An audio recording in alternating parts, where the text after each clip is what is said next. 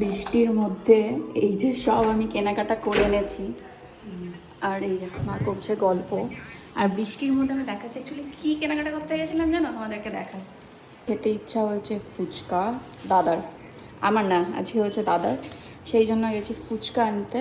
আর এখন হবে বাড়িতে অনেকদিন পর ফুচকা পার্টি। আর প্রচুর ফুচকা এনেছি, দেখো প্রায় 60 টাকায় এনেছি। আর আমাদের এখানে 10 টাকায় 3টা করে দেয় ফুচকা। আর 3টা করে ফুচকা নেওয়ার মধ্যে একটা ফাও দেয় কোনো রকমের, টেবে টেবে 2টো করে ফাও নিয়ে এসেছি। আর চল সার্ভ করে খাওয়া যাক। তো এই যে দেখো ফুচকাটা নিয়ে এসেছি, এই দিকে কিন্তু তেঁতুলগোলা জলটা ঢেলে দিয়েছি। অ্যাকচুয়ালি আমার পুদিনা জলটা ভালো লাগে, বাট বৃষ্টির মধ্যে এটাই পেয়েছি। এবার চল আলুটাকে ঢেলে নিয়ে সার্ভ করা যাক। কিন্তু আমি খুব সুন্দর করে মাখতে বলেছি, জেঠুকে দিয়ে ভালো করে একদম মাখিয়ে নিয়েছি। আর তোর জন্য দেখ, তুই যাতে একটু খেতে পাস, আমি বৃষ্টির মধ্যে ভিজে ভিজে নিয়ে আসলাম ভাই। Thank you. খেয়াল করেছি যে ফুটো দিয়েছে বৃষ্টির মধ্যে, তবে কিন্তু ফুচকা খেতে দারুণ লাগবে।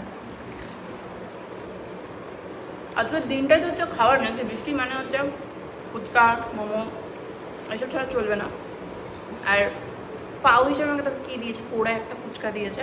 কারণ আমাদের এখানে অত ফাউটাও দেয় না, এমনি 10 টাকা 3টে দেয়। আর তার মধ্যে যদি এবার ফাউটাও চায় কোনো রকম একটা দেওয়া হয়। এমনি ফুচকার আলুটা কেমন লাগছে? ঠিকঠাক ভালো বানায়, ভালো বানায়। আর শুধু আলুটাও খেয়ে দেখি, মস্ত লাগছে।